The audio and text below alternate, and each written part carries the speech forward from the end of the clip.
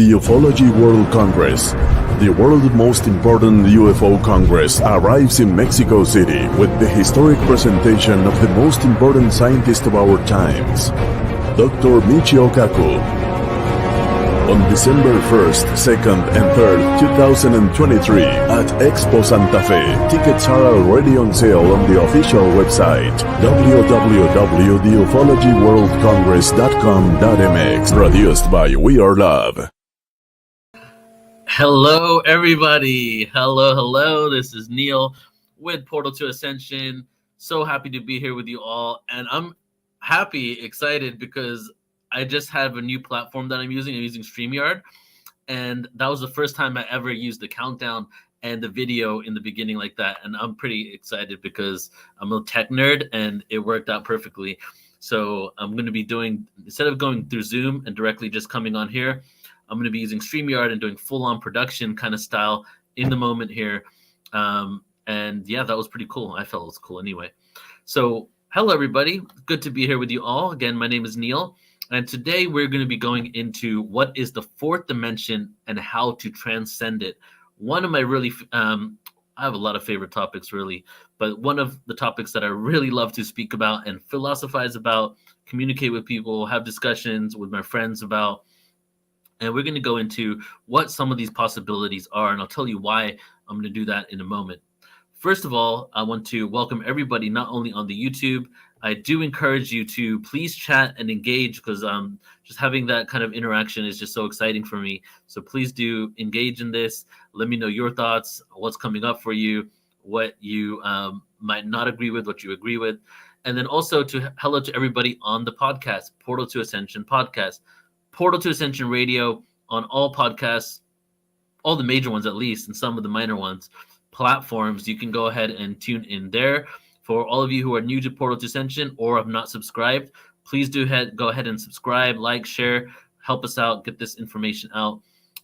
Lately, YouTube actually, let me reword this just so that I don't get flagged here. The platform that we're currently on took down 2 videos that were on the truth about the food supply that I did a few years ago. One was an 8-hour conference, basically breaking down big pharma, agriculture, the food supply. And they took 2 down in the last week. So really, your support will be greatly appreciated because we've been kind of taking a huge hit for the content that we've come out with. So again, for everybody joining in, hello. Go ahead and say hi in the chat room if you'd like to. Say hello. Everybody's tuning in on the podcast. I am going to be showing visuals. I'm going to have a PowerPoint presentation. I'm going to be reading some articles. But ultimately, I'm going to read everything off. You don't need to come and watch the video. But if you're interested in it, go to youtube.com/portal to ascension and take a look at the video there.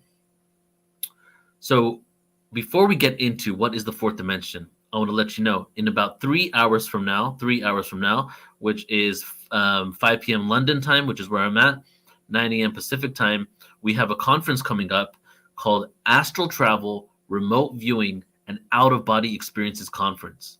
Okay, and I'll show you that towards the end. So please stick around for the whole show if you're able to. I'll show you that towards the end. And that one's going to be remote viewing techniques. It's an 8-hour conference, guys, with unlimited replay access. Remote viewing techniques, astral travel, and people's stories of astral traveling to other planets and dimensions, and out-of-body experiences. What kind of experiences people have gained through being out of their body. It's going to be extremely interesting. Welcome, Deirdre from Portland. Thank you so much for saying hi. City of Roses, much love and light to you as well. And over the next few weeks, months, years even, I am going to be going live and dropping information and knowledge that I'm really interested in, that I love to speak about. And here are just showing you the YouTube channel here. You know, as you can see today, what is the fourth dimension? In next week, we're doing the UFO files release, declassified documents. Actually, that's tomorrow. So tomorrow, we're going to be going over UFO files, declassified documents, going through them with a fine-tooth comb, looking at what's being said there, and kind of seeing, like, what does this really mean? Then after that, next week, deciphering history. Could these ancient artworks be UFOs? We're going to do an art show, guys, with ancient art on UFOs that could be other dimensional extraterrestrial beings. Then I'm going live again a few days later on information that Dolores Cannon spoke about not only on our platform years ago, but in her books about nuclear energy and how it connects to extraterrestrials and the incarnation process. Then you can see some other ones there, not to go through all of them. Divine Polarity is coming up on the 29th. The UFO Truth updates on UFO disclosures coming out after that. Then we have two events with Tim Tactics, who's has a show on Gaia TV, and he's going to be coming a couple times to talk about the German space program. Okay, so we have a lot of amazing things in store. This is something I've been attempting to do for quite a few years now, is to have some time to really just start going live because we're so busy creating events. We just got done with a whole year in a whole year, no, a whole month in Egypt. 200 people tour, two different tours there. So it's been really busy, and I'm finally here now, grounded in my apartment in London. So we got an opportunity to dive deep today. Okay, so let's get right into it, shall we? I'm going to go ahead and pull up my presentation.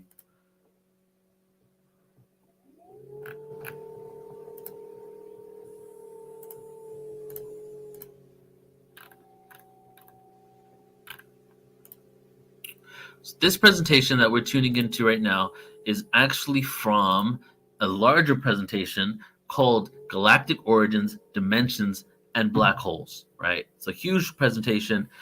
The whole presentation is on YouTube, also on portaltoascension.org. Go to portaltoascension.org and you can sign up and you get hundreds of hours of free presentations if you want to tune into that. And here is the website there, and you can watch the whole thing there. However, this is actually an extended version because I added some content to this so that we could go deeper into the fourth dimension. Deeper into the fourth dimension, pun intended. So dimensions, everybody. You can see here an image in front of you that we're going to get into in a little bit. One dimension, what one dimension looks like, two dimensions, and three dimensions. But on the second image, on the third image, because 1, 2, and 3, all the way to the right here on the three dimensions one, that is actually a symbol of the fourth dimension. And we're going to explain how that is in just a second. So first of all, when we speak about dimensions, it's important to note that the term lowest, right, this is my own belief based on the Yuga cycle awareness, which is another broadcast I'll do later, which is going to be on the cycles of time, the Yuga cycles, the 4 ages, and how that connects to the shift in consciousness. The term lowest is a human construct. When we speak of hierarchy within dimensions as one being better than the other. So it's unfortunate. Now we look at fifth dimension, sixth dimension, 7 dimensions. When we look at that, we think of hierarchy. We think of better than. We think of more evolved, right? But in the grand scheme of the experiences that we all came to experience here, the hierarchy is only a construct of our human mentality. We see things as one above another. But when you're in these other dimensions and experiencing them, the question is, do you see other dimensional experiences lower than you as lower, as lesser than, or is that more of a human construct? So when we talk about dimensions higher and lower, I like to say harmonic and disharmonic experiences rather than the hierarchy. Also, higher frequency is not always a descriptive phrase when describing this. I prefer to call dimensions a dimension of experience because that's a neutral term. The third dimension is what? Length, width, and height. A dimension that adds solidity to a two-dimensional experience. And the fourth dimension, what could that be? Could it be time? Right? A lot of individuals, a lot of people believe it is time. And, that is kind of where I'm at too, but I think it's multiple realities converged into that, including time. So look down at the bottom here at this this graph, and we're going to speak about how this is fourth dimensional right here. So as I said just a second ago, we have length, width, and height. And over here we have length, width, which says breadth here, and height, the 3 dimensions. But then within the 3 dimensions, there is also an object that is placed within that. The object placed within 3 dimensions equals the 4th dimension. So we're not just the 3 dimensions. The 4th dimension is almost unspoken because without an object placed within those 3 dimensions, there is no 4th dimensional experience. There's 3 dimensions, there's breadth, length, width, and height, but there is no actual experience of us moving through the three dimensions. So the fourth dimension is the placement of an object, of a physical being, of whatever that is moving through space and time, moving through this. A few theories out there about what the fourth dimension is. Time, it was the first one we just spoke about. So this was developed by Albert Einstein, and really it's got to be said that even though he came up with this, it's really a revival of ancient wisdom that we just now rediscovering, because the ancients had their own theories and beliefs around this as well. And in this theory, what is called spatial relativity, time is considered the fourth dimension. In this theory, space and time are unified into a four-dimensional space-time. In the mathematics, fourth dimension is often considered a spatial dimension. Here we go again. But it exists beyond our three-dimensional physical reality. Okay, so even within these two different physics and math, they're both specifically saying that it's a spatial dimension. And if we look back at this image here, that is a spatial dimension, an object in space. That is what that is. String theory, like string theory, proposed the existence of an extra spatial dimension beyond the three we're familiar with. These extra dimensions could explain certain phenomena, but they're often difficult to visualize or directly observe. So another one. So all three of these so far are all saying similar things, right? And then we have the parallel universe. In some interpretations of theoretical physics, the fourth dimension is associated with the idea of parallel universe or alternate realities. And I'm going to add to that and say maybe a gateway or a portal to parallel realities and alternative realities. And of course, the one that we care about the most, spiritual and philosophical dimensions. The fourth dimension can be viewed as a realm beyond the physical, where consciousness, spirituality, or higher states of existence reside. It is often considered a dimension of experience or perception that transcends our third-dimensional world. And time travel, which is also going to be its own broadcast, we'll do a whole 30-minute video specifically on time travel. An individual may move through time as if it was a spatial dimension, allowing them to visit the past or future. Let's go back to this image here. So if this is the fourth dimension, and we're able to move through fourth dimensions to other three-dimensional realities, could we be, in essence, jumping parallel realities, alternative realities, or even time traveling?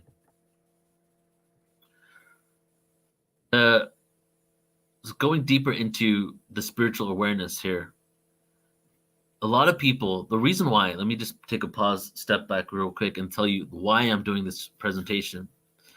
So I don't know if you guys have had this experience or these conversations, but a lot of you tuning in here probably are aware of the fifth dimension, right? We're ascending to the fifth dimension is what's been said by a lot of people, okay? I'm going to go back to the screen here and take a look what's going on. Says that a lot of people say that we're moving into the fifth dimension, yeah? And we're in the third dimension now. So we're moving into the fifth. And individuals along my journey of awakening to this information have said to me, well, what about the fourth dimension? Or have really been hesitant to even use the term fifth dimension, believing that it's limiting or that it was just some made up concept and we're not moving into the fifth because why are we skipping the fourth? So the purpose of this broadcast is to show you that there is actually, that we're living in the fourth dimension, right? To show you my belief, I guess, that we are in the fourth dimension. So the reason why the fourth dimension is skipped, and again, we'll get to this on the slides, is because we're currently in the fourth dimension. You may have read the Law of One or heard about it. You may have heard about densities, right? A lot of different spiritualists talk about densities. The third density is where we're at. The third density is the fourth dimension. The fourth density is the fifth dimension. The fifth density is the sixth dimension. So the term dimension and density got interchanged, and we really are in the third density of experience, but that is actually a fourth dimensional reality. And Deirdre's saying here, are there 10 or 12 dimensions? Everyone says something different. It seems so confusing. We'll do a whole broadcast on the 13 dimensions. So there's just so much. There's dimensions within dimensions. There's parallel dimensions. There's alternative dimensions. There's the dimensions of spiritual experiences.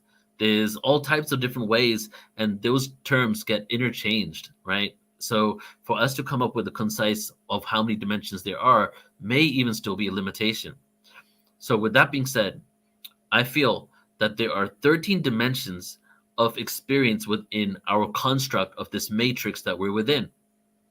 13 different ones that is within this matrix. It's basically like in a very advanced computer program that has 13 levels to it. Okay. But the whole time you transcend to those other levels, ETs, interdimensional, ghost realm, going to this planet, astral traveling, you're still within the same program. And then when you get to the 12th dimension, you go into the 13th dimension, which is the void. The void, the center of our black hole and the center of our galaxy. It's almost like, at the end of every single game, you meet the big boss and you have to conquer the boss, which is the shadow work. The shadow work.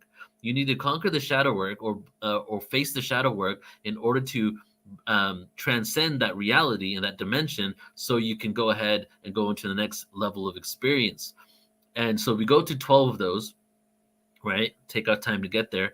And then ultimately we go into the 13th dimension, which is the dimension of no dimensions, which is the void. So it's like the central sun, the black hole, the supermassive black hole in the center of our galaxy is the prize. And what happens when we enter that and we transcend into the 13th dimensional void space, we break free from the construct of the matrix that was created here, and we go into another experience. We decide to come back again. We go to another reality, galaxy. We rejoin our oversoul self. You name it, what the possibilities are. Now, even though I'm saying that these 13 dimensions are matrix dimensions within the construct, right? Because the 13th dimension is the Christ consciousness dimension. So we transcend by going into the Christ consciousness dimension. It doesn't mean that they're limitation dimensions. It doesn't mean that we're in control, manipulation, and all this stuff. It's basically a construct in which right now we're in the age of forgetfulness. We don't remember who we are. We're in these lower frequencies. We're living disharmonically. But even within the same, let's just say, computer game that's been created, right, for our experience, there's levels of liberation that you can achieve and go to and transcend reality and have bigger experiences and go out into space, interact with different types of beings. But in each of those realities, there is still some sort of duality. Duality within these lower dimensional frequencies only has come to good and evil now. Good and evil was an ultimate beautiful polarity of the masculine feminine energies. It descended, became so split, became so divided, it eventually became into good and evil and this huge war that's been going on our planet. As we transcend, we still have duality. We still have challenges. They're not the same challenges as here, but we still have that boss at the end of the incarnational experience that we need to beat, right? For lack of a better term, so that we can get into this, into breaking free from this game that we created for ourselves, and then have another experience and clock in those experiences with the universe.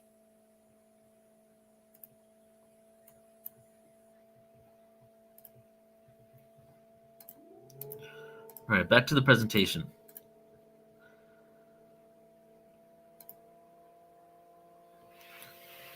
So could it be an astral dimension? And, things work out so synchronistically, guys. Like, we're doing an astral travel, remote viewing, and out-of-body experience conference right after this.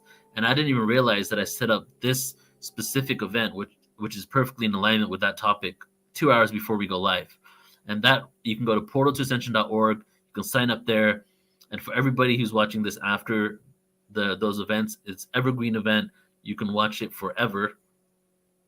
And you can sign up, even though the date is over. Could it be an astral travel? Could it be an astral dimension or an afterlife? Some people say it's an afterlife, the fourth dimension. Life between lives, where apparitions exist. Could it even be purgatory, in between heaven and earth? Physicists consider it space-time, meaning a spatial dimension beyond the normal three. And new studies have dedicated this dimension by studying black holes.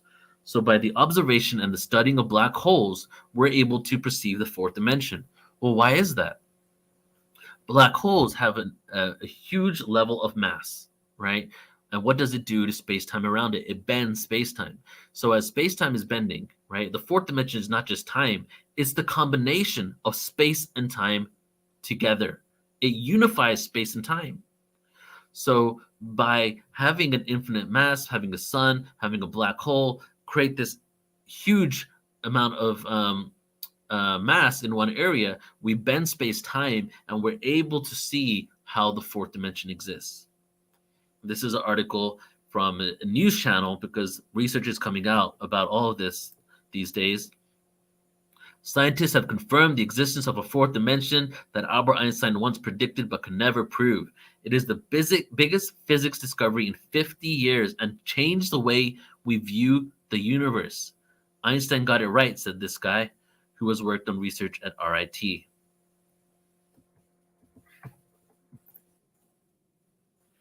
Now we're going to get into some of the mathematics here and the geometry of the fourth dimension. So this is I'm going to show you this, read a little bit from this, and then go into another article here that kind of explains it a little more. So there's something called a tesseract. And you might have heard from Pythagoras. Pythagoras was huge into the tesseract. And the reason why is because it's the fourth dimensional time traveling, other reality kind of geometry. And even if you've ever watched, what's it called? The Avengers, Loki. Actually, if you ever watched the show Loki, which is the brother of Thor, he has a show on Disney Plus, a show about him. And in that, he steals the Tesseract, which is a device that allows you to travel through time. And by doing that, he actually puts out a red flag into the universe. And the time traveling police, basically, the time traveling authorities, end up trying to disintegrate him and turn him into nothingness and, capture him because he used the Tesseract to jump time. And it was a law of the universe that you're not able to do. So even mainstream shows like Loki on Disney and information about Pythagoras all connect to this cube. And why? Because it's a fourth dimensional cube and it symbolizes space-time, but also can symbolize time travel.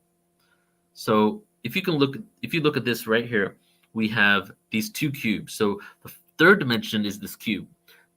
The fourth dimension is the tesseract, which is the joining of the two cubes together. The tesseract is bound by faces on 8 sides instead of 4. The faces are cubes of volume. We know that there are 8 of them since the fourth dimensional axis must be capped on either end by faces, 2 cubical faces per axis. We cannot visualize all 4 of these capped dimensions.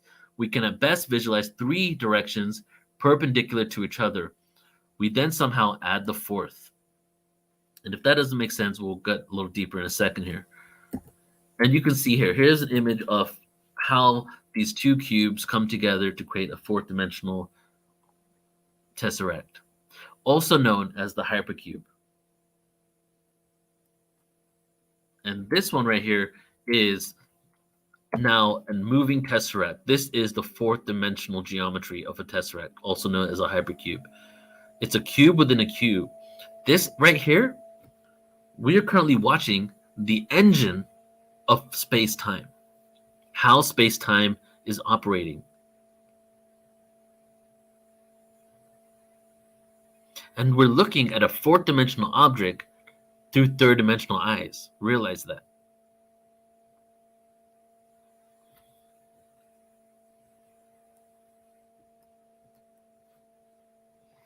So I'm going to jump over here to this article that explains the tesseract just a tad bit more. And let's check out the comments here. Deidre says, how do individuals know what's truly reality? Isn't source the all-knowing entity, nothing more, nothing less? How do individuals know the true reality? Isn't source the only all-knowing entity, nothing more, nothing less? Okay, that's an interesting question. I'm not going to go too deep into my beliefs around this, but I will say that I'm going to do a broadcast on, is the universe holographic and do we really exist? That's going to be a show in about a month from now on here. So if you're not a part of Portal Ascension, subscribe and we'll go ahead and be doing that. And I don't feel that while we have this limited perception of reality, okay, we have a certain bandwidth of frequency. We're attempting to understand, how do we know what true reality is? Our reality is true for us because this is what we perceive.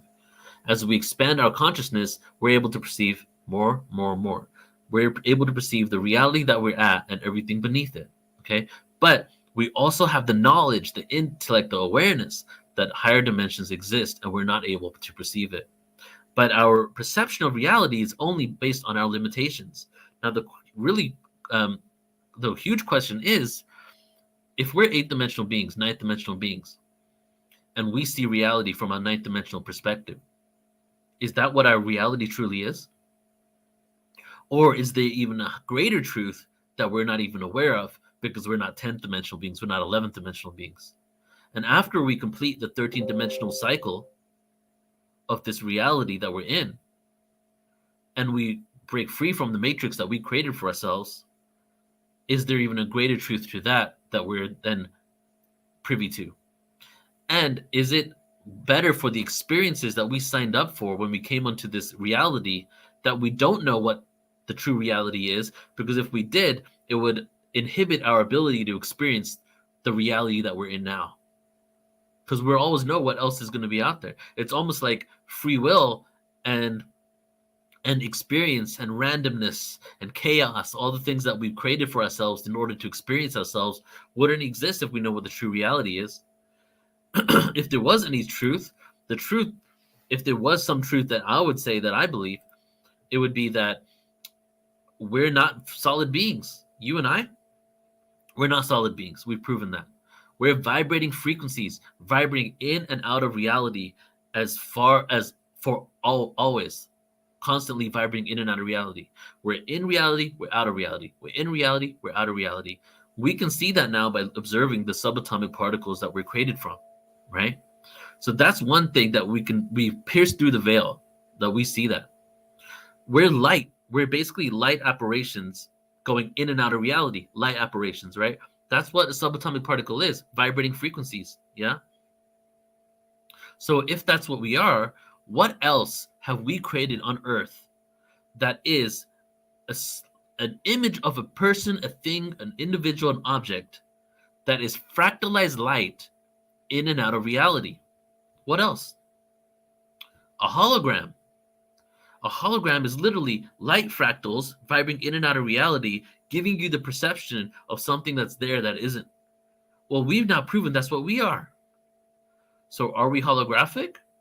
And does that take away from the organic nature of who we are? That's the question, the philosophical question that we'll bring up when we do Is the Universe Holographic broadcast? Because that's the whole thing. People think that if we say that we're holographic and we're not really here and we are here, are we? What really are we? And does it take away from the beauty of who we truly are? Something that we will discuss at another time. Okay, let's jump back here to the presentation. And for all of you tuning in now, you can see there's a ticker right there on the screen. I'm switching it right now to join us October 21st, which is today, for the Astral Travel Remote Viewing Conference, portal2ascension.org. Go to upcoming webinars and check it out, okay? And or sign up for our website and get 3,000 hours of free presentations, plus the 3-hour version of this presentation. So from a physics perspective, Einstein's theory of spatial relativity suggests a connection between space and time. There we go again, a connection between space and time. So the space-time continuum consists of 3 spatial dimensions, right? We spoke about that earlier: width, length, height. And 1 temporal dimension, temporal meaning time. For example, consider a blooming flower. The flower's position is not changing. It is not moving up. It is not moving upwards or sideways. Yet, we can still observe the transformation. It ages, it blossoms, it loses petals, it dies. We can still observe all of that. So we're not able to know, or even perceive an actual like physical fourth dimensional existence, but we're able to see it through the transformation that occurs as we're existing and moving through time, which is the proof that an additional dimension exists. Equating time with the fourth dimension is one example, but the fourth dimension can also be positional like the first three. While it is possible to visualize space-time by examining snapshots of the flower with time as a constant, it is also useful to understand how space and time interrelate geometrically. How space and time interact geometrically, and here it is. This is how space and time interacts geometrically. So, moving to the fifth dimension, that's the question. It makes sense to us, well, it makes sense to me at least, that the fourth dimension is skipped because we're in the fourth dimension now, and we're moving to the fifth. If the fourth is a place of transition or dimension between dimensions, so to speak. If we are moving to the fifth dimension, we could be moving to two dimensions of time. Okay, we were in one dimension of time, temporal dimension. And now we're moving to two dimensions of time and three dimensions of space, which is length, width, and height. So what happens when we have no longer one dimension of time, but two dimensions of time?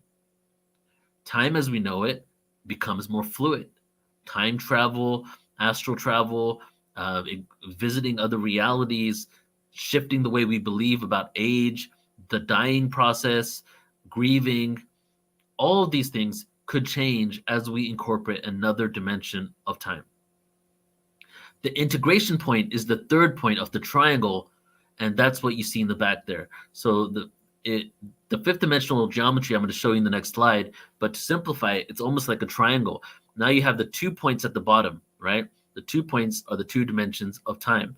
They meet at the top, creating an integration point, which I feel is the ultimate purpose for us existing in the fifth dimension, is how can we live in integration? How can we live in balance? How can we live in oneness while we still exist in duality? That is the lesson that we're receiving. That is how we're going to transcend and go into the wormhole into this new reality and transcend the fourth dimension. The way we transcend the fourth dimension is we learn how to exist in oneness and in unity while still existing within duality. And we're at the end of the third dimensional, fourth dimensional experience, in which we are basically meeting the big boss now, the boss at the end of the game. And we need to go to war with our internal demons, right? And as we do that, we go through a portal, like Mario goes through the portal, and which is the wormhole, and then we emerge into another dimensional experience called the fifth dimension. This is the key component to realizing our relationship with otherworldly beings, since if they exist in this dimension, the fifth dimension, or higher, they do not exist within linear time, which is the one-dimensional time. Therefore, they are simultaneously existing with us in another dimension. However, we cannot perceive them until we shift our consciousness and go into that reality by transcending the fourth.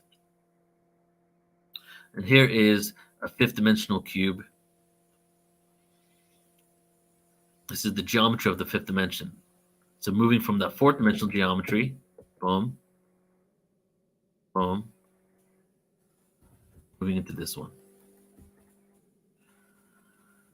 And as we close out here, I'm just going to speak a little bit about the fifth dimension and let you guys know that the fifth dimension isn't something that we just made up in spirituality. It's a reality, and physicists have been researching 5D space in our current space-time continuum since 1921. It was attempted to develop a theory that unifies the four fundamental interactions in nature: strong and weak nuclear forces, and gravity and electromagnetism. So that's what they were trying to do in 1921. They're thinking the 5D combines all of these seemingly independent forces. The dimension, they believed, would not be directly observable. Klein suggested that 5D will be rolled up into tiny compact loop. Under his reasoning, he envisioned light as a disturbance caused by rippling in the higher dimensions. That's very interesting. Light as a disturbance caused by rippling in the higher dimensions. This is mainstream physics. just beyond human perception. While not detectable, it would indirectly imply a connection between seemingly unrelated forces. Wow, seems like this guy was very metaphysical, right?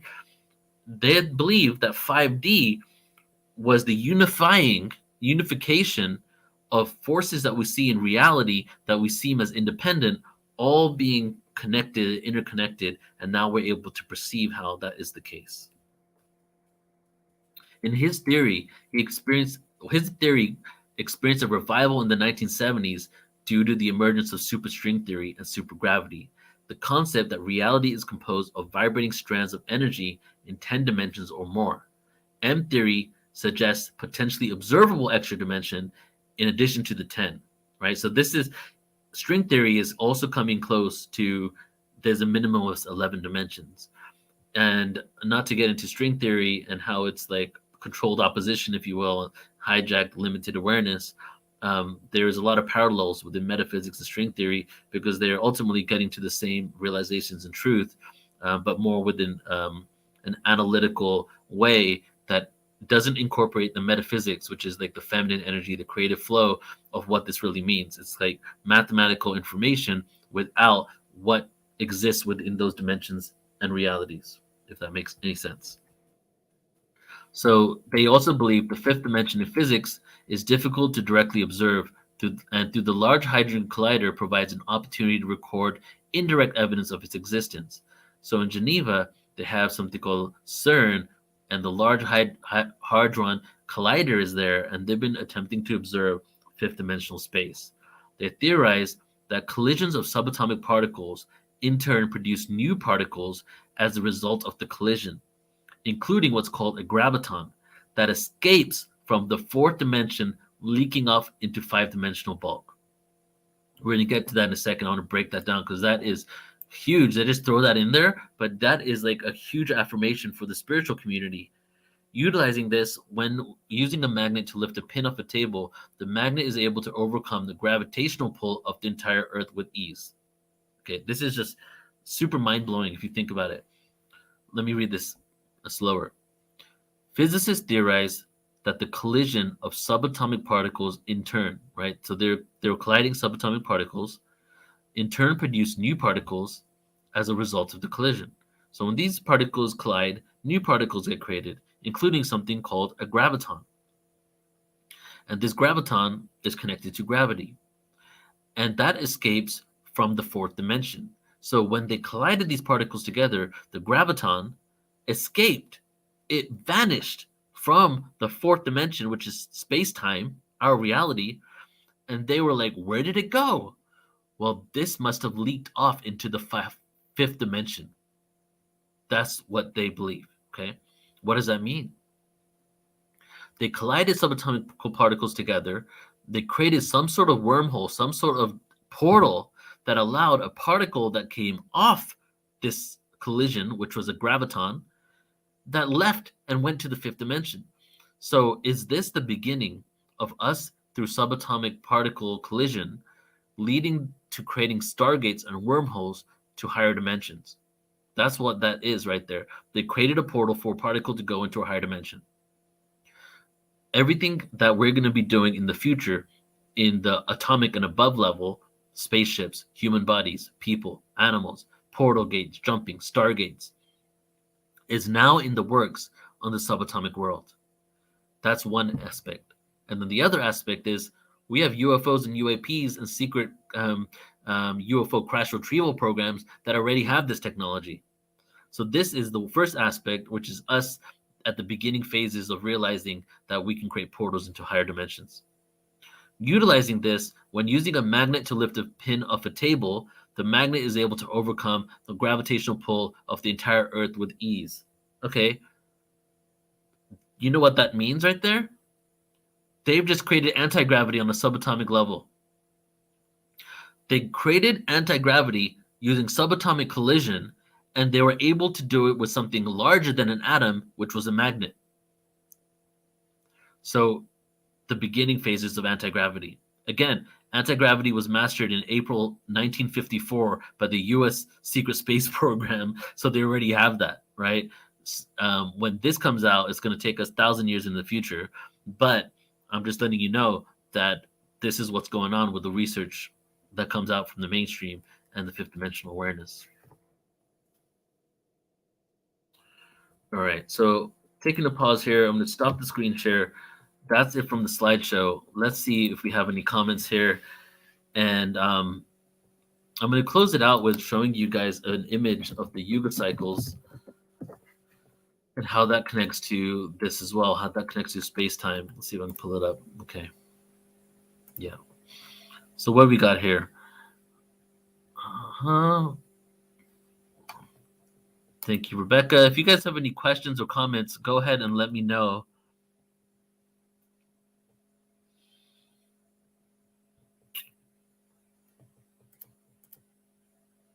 All right. So now I want to show you guys. Here we go. Yuga cycles. I think it's best. Yeah. Well, I think I should save this so I can show it to you proper. And just while I'm doing this, one more shout out to all people on the podcast here. And again, if you want to look deeper into this and see our videos, please do go ahead and come to our YouTube channel. Now, for everybody on YouTube, if you want to check into our podcast, then check it out, Portal to Ascension Radio. So here is an image of the Yuga cycles. And this is, I took a couple of years of Yuga cycle training and history during COVID. I became a certified Yuga structure teacher. So I'm going to do a separate broadcast on each age, what it represents, okay? But I want to show you where we've been at. Okay, these are the ages, the 4 ages. The Golden Age is the Satya Yuga, the Treta Yuga is the Silver Age, the Dwapara Yuga is the Bronze Age, the Kali Yuga is the Dark Ages. We've been in the Dark Ages about 2,000 years, and now we're pretty much out of the Dark Ages. In the Kali Yuga is the age of hierarchy and authority. Okay, hierarchy and authority and delusion. That's where we've been. We're going into the Dwapara Yuga. What happens in the Kali Yuga is you and I, we can only live up until 120 years.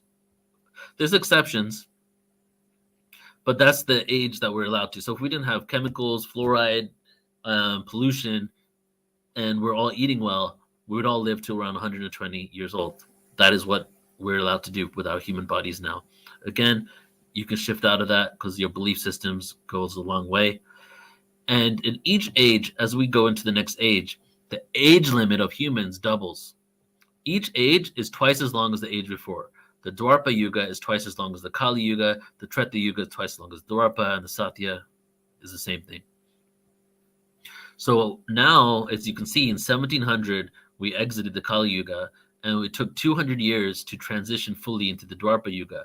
So the Dwapara Yuga properly started in 1900.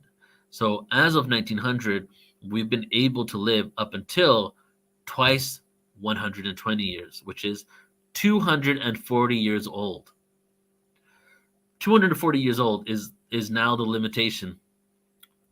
And again, you can transcend all types of things, is the limitation of the age limit of humans on Earth.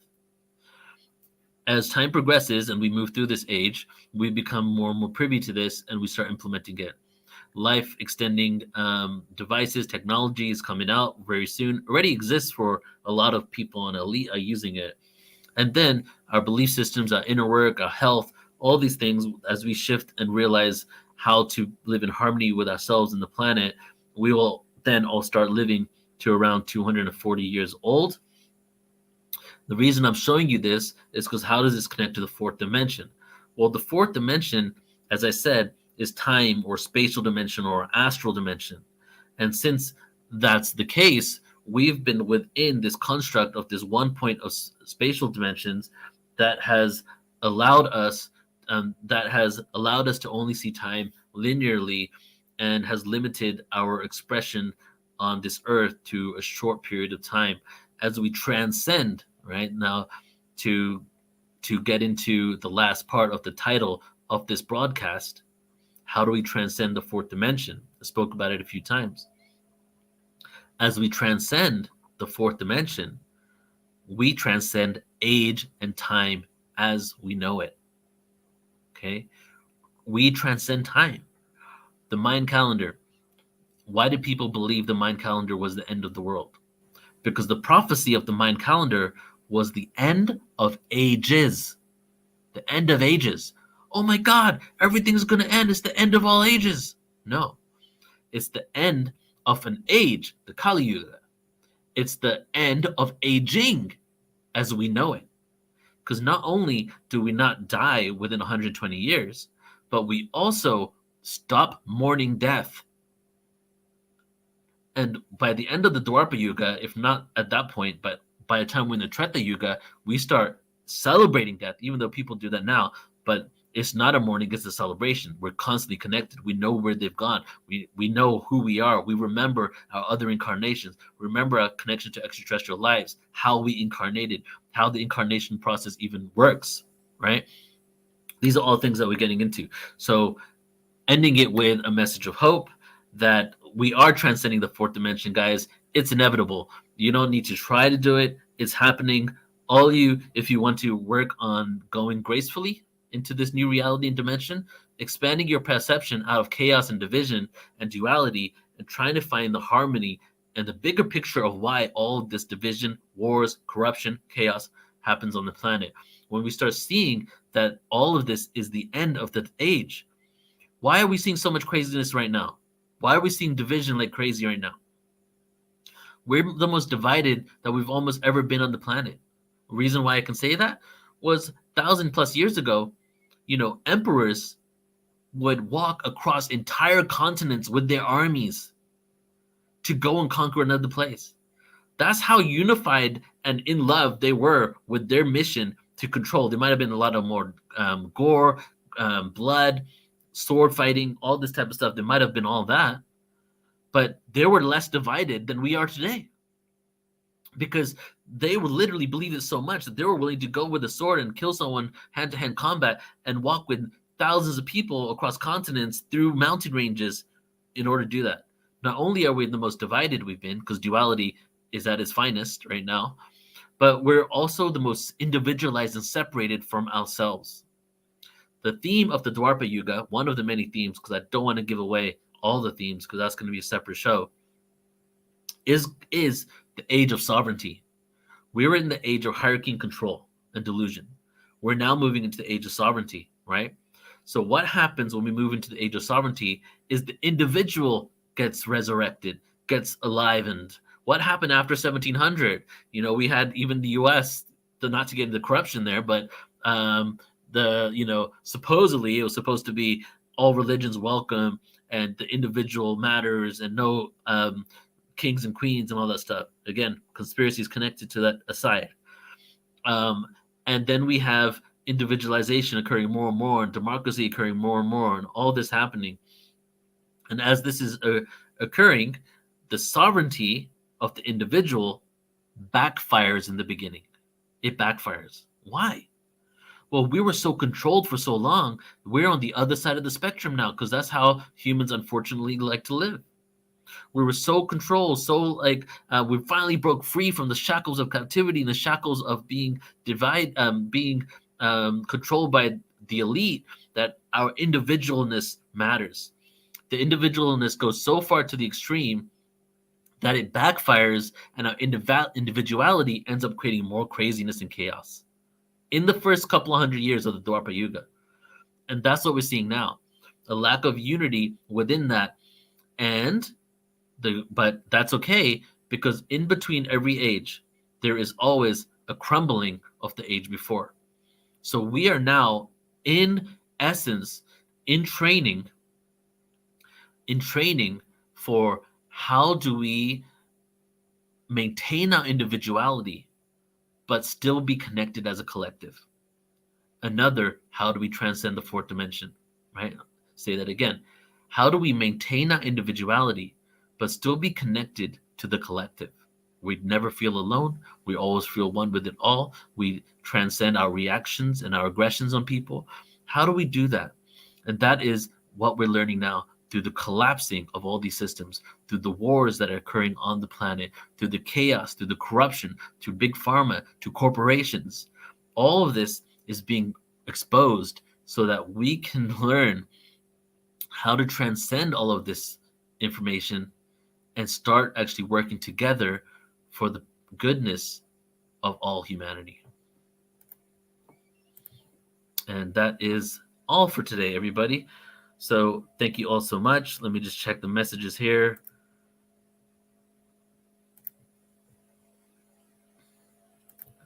Thank you, Gary. I'm sorry, Gary. Thank you for sharing in the chat. Sending you lots of love, brother. All right. So thank you all for tuning in here. That was fun for me. Had a lot of fun doing that, actually. And now in an hour and 10 minutes, this is what we're going to be doing on Portal to Ascension. I'm going to go ahead and show you here. And again, because I like to keep everything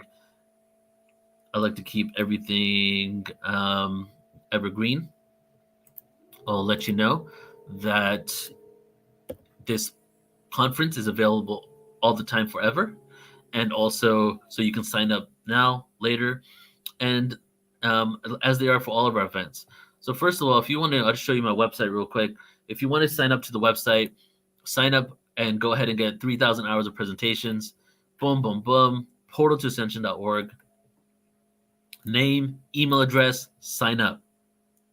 You will get an email and you will receive hundreds of hours of free presentations and info.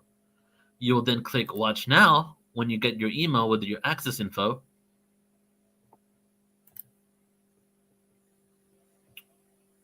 And you will just simply, if this will go over to that page, maybe the internet's being a little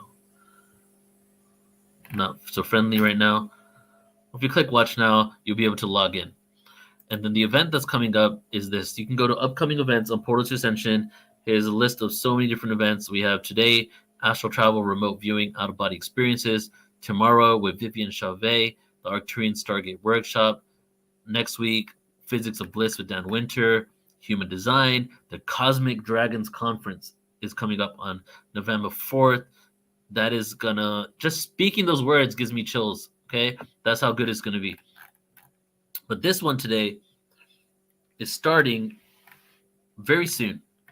Astral travel, remote viewing, out-of-body experiences. Unleash your inner superpowers. Ignite your limitless potential and tap into extraordinary abilities that have remained shrouded in secrecy until now. Join our exclusive online conference and immerse yourself in the world of astral travel, remote viewing, and OBEs. Gain superpower-like skills that will revolutionize your life, opening doors to unparalleled success and personal transformation. So you can go to portaltoascension.org, upcoming events to sign up. You get unlimited replay access as you do for all of our events. And we're going to be going over, tools and techniques of remote viewing. We're going to be talking about how to astral travel and also giving you, like Jason Quitt, for example, he's going to be speaking about where he's astral traveled to and what he's seen. Deborah Katz right here was a part of a hired remote viewing company that was remote viewing for the FBI for years, right? Every country in the world, almost every country that can afford it, has their own remote viewing program. That's how predominant it is. Some of these remote viewing programs are publicly traded on the stock market under names and descriptions that don't say remote viewing, but they're actually out there. Like, this is a full-on industry on remote viewing going on. So we're going to be speaking about a lot of this and so much more. Joan of Angels will be with me, and also Alan Steinfeld will be co-hosting as well. Okay, and with that, everybody, I would love to say that I appreciate every single one of you. And Love Plan says, I'm thinking about signing up. I feel like I already do those things, but don't know that I'm doing them. Sign up, ask questions, and tune into it. It's really good. It's going to be a very interesting and eye-opening experience. We're going to not only have information, but we're also going to be practicing some of these tools and providing them as well. Namaste to you, Gary, and thank you, Deidre. And I will see you all tomorrow. So tomorrow, and again, if you've seen this in the past, a few days back, I guess, I'll be going live with UFO Files Revealed.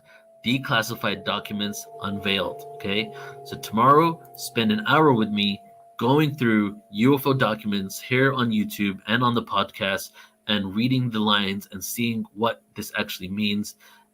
And stay tuned for a message that we received from the cosmos through declassified documents on the NSA's website that they provided us on their website in code without the translation. We're going to go into that as well.